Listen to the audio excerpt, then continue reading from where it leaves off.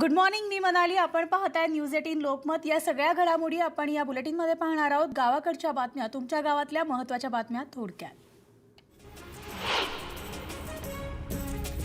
महाराष्ट्र विधानसभेमध्ये ओबीसी जनगणनेचा प्रस्ताव एकमतानं मंजूर करून घेतला असला तरी ही वेळ आता सरकारवर दबाव निर्माण करायची आहे, असं वक्तव्य महाराष्ट्र विधानसभेचे अध्यक्ष नाना पटोले यांनी केलंय. दरम्यान जनगणनेमध्ये जर ओबीसी कॉलम नसेल तर मतदान त्यावर बहिष्कार टाकण्याची भूमिका घ्यावी, असं आवाहन सुद्धा पटोले यांनी केलंय.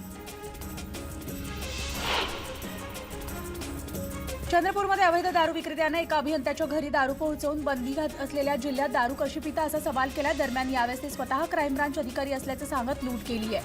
नंतर क्राईम ब्रांच ऑफिसर असल्याचं भासवून लूट करणाऱ्या आरोपीला अटक करण्यात आली आहे. नांदेडमध्ये आदिवासी विकास विभागानं विद्यार्थ्यांना लागू केलेली डीबीटी योजना बंद करून जुनी खानावळ पद्धत सुरू करण्याची मागणी करण्यात येते आणि या मागणीसह 20 मागण्यांसाठी भारतीय ट्रायबल पार्टीनं गेल्या 3 दिवसांपासून जिल्हाधिकारी कार्यालयासमोर बेमुदत धरणं आंदोलनाला सुरुवात केली. जालना शहरामधील नूतन वसाहत भागामध्ये एक अनोळखी बॅग मिळाल्यामुळे परिसरात एकच बॉम्बच्या अफवेनं खळबळ माजली होती. मात्र पोलिसांच्या बॉम्ब शोधक आणि नाशक पथकानं केलेल्या तपासात सदर बॅग कुठल्या तरी विद्यार्थ्यांची असल्याचं निष्पन्न होताच सेवांनी सुटकाचा निश्वास टाकलाय. अकोल्याच्या अकोट तालुक्यामध्ये अवकाळी पावसानं फेब्रुवारी महिन्यामध्ये मुसळधार हजेरी लावली. अवेळी बरसलेल्या पावसाच्या हजेरीमुळे रस्त्यावर आणि नाल्यांमध्ये पाणी ओसंडून वाहत होतं, तर पावसामुळे काही काळ वाहतूक सुद्धा ठप्प झालेली होती. अवकाळी पावसाच्या हजेरीमुळे अकोट भागामधील हरभरा, कपाशी, ओवा आणि रब्बीच्या पिकांवर परिणाम होण्याची शक्यता आहे. हिंगोली जिल्ह्यामधील सेनगाव तालुक्यातील भगवती शेत शिवारामध्ये तूर काढणीचं काम सुरू असताना एका शेतमजुराचा मृत्यू झालाय. यावेळेस मळणी यंत्रामध्ये अडकून त्यांचा जागीच मृत्यू झाला. दरम्यान या प्रकरणी कोरेगाव पोलीस ठाण्यात अकस्मात मृत्यूची नोंद करण्यात आली आहे. संविधान बचाव कृती समितीच्या वतीनं जळगाव जिल्ह्यामध्ये 3 ठिकाणी योगेंद्र यादव आणि उमर खालिद यांच्या सभा आयोजित करण्यात आल्या आहेत. तर या पार्श्वभूमीवर संविधान समर्थन समितीच्या वतीनं या सभांना आणि त्यांच्या नेत्यांना पोलीस प्रशासनानं परवानगी देऊ नये यासाठी निवेदन देण्यात आलंय. मात्र पोलीस प्रशासन परवानगी नाही दिली तर आम्ही संविधान जागर सभा घेणारच, असं मत संविधान बचाव कृती समितीच्या नेत्या प्रतिभा शिंदे यांनी म्हटलंय. महाराष्ट्रात सर्वाधिक साखर कारखाना असलेल्या सोलापूर जिल्ह्यामधील साखर उत्पादनामध्ये घट होणार असून गतवर्षीची दुष्काळी परिस्थिती आणि जास्त पाऊस पडल्याचा ऊस शेतीवर परिणाम झालाय. तर दुष्काळी परिस्थिती असल्यामुळे अनेक ऊस उत्पादकांनी आपला ऊस चारा छावण्यांना दिला आणि त्यामुळे आता ऊस कमी झाला, तर दुसरीकडे पाऊस जास्त झाल्यानं ऊस शेतीचं नुकसान झालं. तसंच भीमा नदीकाठी महापूर आल्यामुळे ऊस खराब झालाय. वाशिम जिल्ह्यामधील कारंजा आणि मानोरा तालुक्यामध्ये काल रात्री वादळी वाऱ्यासह पाऊस पडला. या पावसामुळे खरीपाच्या पिकाचं मोठं नुकसान झालंय. मालेगाव तालुक्यातील पांगली नवघर परिसरामध्ये रब्बीतील गव्हाचं मोठं नुकसान झालंय.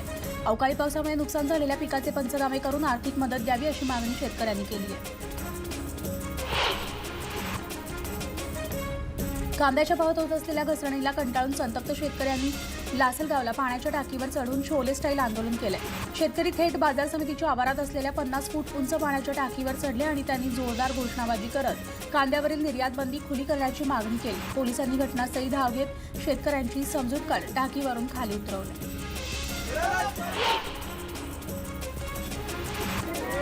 मनमाडमध्ये कांदे भरताना ट्रॅक्टर खाली सापडून तरुण मजुराचा मृत्यू झाला. येवला बाजार समितीमध्ये ही दुर्दैवी घटना घडली असून अनीस पठाण असं मृत्यू झालेल्या मजुराचं नाव आहे. या प्रकारानंतर येथील संतप्त मजुरांनी कांद्याचा लिलाव जो आहे तो बंद पडला होता आणि घटनेची माहिती देताच पोलिसांनी ट्रॅक्टर चालकास ताब्यात घेतले.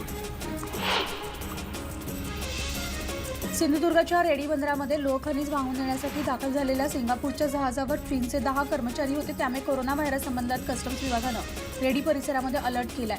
येथील स्थानिक डॉक्टरांनी बोटीवर जाऊन या कर्मचाऱ्यांची आरोग्य तपासणी केली असून प्राथमिक तपासणी निगेटिव्ह आली आहे. मात्र या बंदरावर लोह खनिज भरण्याचं काम बंद करण्यात आलेलं आहे. हिंगणघाट जळीतकरणामध्ये उज्ज्वल निकम पीडितेची बाजू मांडणार असल्याचं ट्विट गृहमंत्री अनिल देशमुख यांनी काल केलं. गृहमंत्र्यांनी पीडितेच्या पालकांना दिलेलं आश्वासन पूर्ण केलेलं आहे. दरम्यान या संपूर्ण खटल्याचा सगळा जो खर्च आहे तो सरकार करणार असल्याची माहिती सुद्धा त्यांनी यावेळी दिली.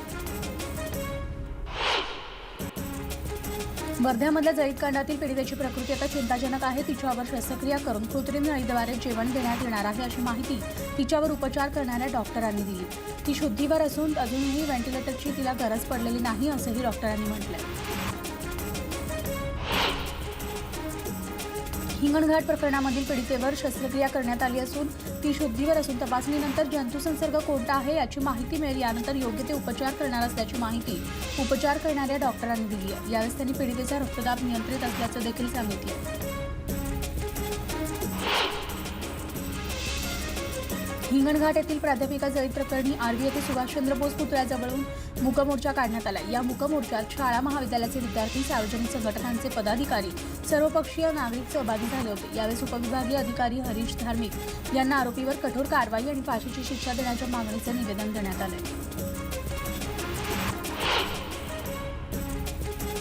महाराष्ट्रात महिलांवरील अत्याचाराचं सत्र सुरूच असून कोरेगाव भीमामध्ये बलात्कार प्रकरणामधील आरोपीनं त्याच महिलेवर पुन्हा बलात्कार करण्याचा प्रयत्न केला. महिलेला मारहाण करण्याचा प्रयत्न सुद्धा या नराधमानं केलाय.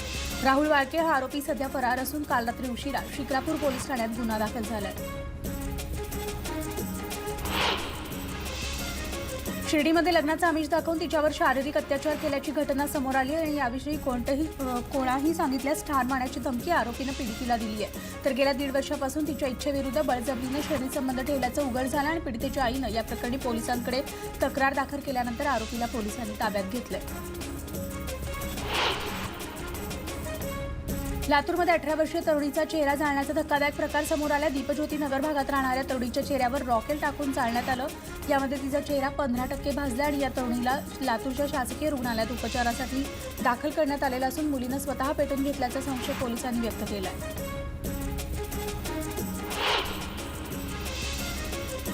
वाशिममध्ये गेल्या वर्षभरामध्ये अपहरण झालेल्या 18 मुलींचा शोध लावण्यात पोलिसांना अपयश आले आहे.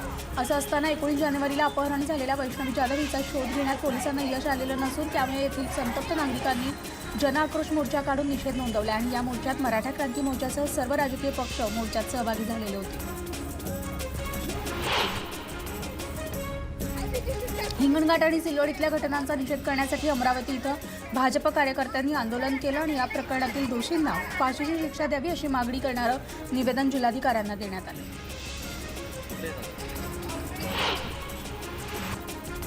शेतकऱ्यांसाठी एक आनंदाची बातमी म्हणजे शेतकऱ्यांना दिवसा वीज देण्याचा विचार सुरू असल्याची माहिती ऊर्जामंत्री नितीन राऊत यांनी दिली आहे. राज्यात दरमहा 100 युनिटपर्यंत वीज वापर करणाऱ्यांना मोफत वीज देण्याचा प्रस्ताव विचाराधीन असल्याची माहिती ऊर्जा विभागानं दिली आणि याबाबत सवलत देता येते का याची चाचपणी सुरू आहे. राज्यामधील जवळपास 8,500हून अधिक बंधाऱ्यांची दुरावस्था असल्याची प्राथमिक माहिती समोर आली आहे. मात्र सर्वच विभागाच्या बंधाऱ्यांचं ऑडिट करण्यात येणार आहे. राज्यातल्या सर्व नादुरुस्त बंधारे वर्षभरात दुरुस्त करून साठवण क्षमता वाढवणार असल्याची माहिती जलसंधारण मंत्री शंकरराव गडाख यांनी दिली आहे. ते संगमनेर इथं बोलत होते. सीए आणि एनआरसीच्या विरोधात दिल्लीमधल्या शाहीनबाग इथं सुरू असलेल्या महिलांच्या आंदोलनाचे पडसाद मालेगावमध्ये सुद्धा उमटलेले पाहायला मिळतात. मालेगावातील महिलांनी मैं शाहीनबाग असं आंदोलन सुरू केलं आणि यावेळेस त्यांनी राज्य सरकारनं महिलांच्या सुरक्षेसाठी ठोस पाऊल उचलण्याची मागणी सुद्धा केली आहे. साताऱ्यामधील वनक्षेत्र विभागामध्ये वनमजूर म्हणून काम करणाऱ्या 150हून अधिक कर्मचाऱ्यांना येत्या 3 महिन्यात काम थांबवण्याचे आदेश वन विभागानं दिले. गेल्या 25 वर्षांपासून हे मजूर या ठिकाणी काम करतात आणि त्यामुळे आक्रमक झालेल्या वनमजुरांनी या नोकरीमध्ये काम करून घेण्याची मागणी केली आहे. मागणी पूर्ण न झाल्यास त्यांनी आत्मदहनाचा इशारा दिला आहे. बीडमध्ये महसूल प्रशासनाच्या लाल फितीतील कराराला कंटाळून शहीद जवानाच्या पत्नीनं आत्मदहनाचा इशारा दिला. शासन निर्णयानुसार शहीदांच्या वारसाला 2 हेक्टरी जमीन देण्यात यावी असा निर्णय आहे. मात्र येथील जिल्हाधिकारी कार्यालयातील अधिकाऱ्यांच्या दुर्लक्षामुळे 15 शहीदांच्या कुटुंबाला अद्याप याचा लाभ मिळालेला नाहीये आणि त्यामुळे संतप्त शहीद जवानांच्या पत्नीनं आत्मदहनाचा इशारा दिला आहे. चंद्रपूरच्या ताडोबा अंधारी व्याघ्र प्रकल्पामध्ये वाघांचा हक्काचं वास्तव आहे. या ठिकाणी एक अलिप्त अशी वाघीण सुद्धा वास्तव्यास आहे आणि ती म्हणजे झरणी. या ताडोबात ऐटेदार चालीच्या या झरणी वाघिणीचं ताडोबा बफर भागात दर्शन झाल्यानं पर्यटक आनंदले होते. जिल्ह्यात 2 दिवस हलका पाऊस पडल्याच्या पार्श्वभूमीवर हिरवा इथे पिवळं धम्म तेज प्रकर्षानं पुढे आला आणि ताडोबा व्याघ्र प्रकल्पाच्या बफर क्षेत्रातील अलिजनचा जंगलात तिचा मुक्त विहार असतो. गडचिरोली जिल्ह्यामध्ये लागून असलेल्या महाराष्ट्र छत्तीसगडच्या सीमावर्ती भागात असलेल्या जयशंकर समक्का सारक्का यात्रेला सुरुवात झाली आहे. या यात्रेत गेल्या 6 दिवसांपासून तेलंगणासह 5 राज्यातल्या 2 कोटी भाविकांनी भेट दिली आणि आदिवासी समाजाची सर्वाधिक श्रद्धा असलेल्या आदिवासी गिरिजन यात्रेला मिनी कुंभमेळा असं म्हटलं जातं.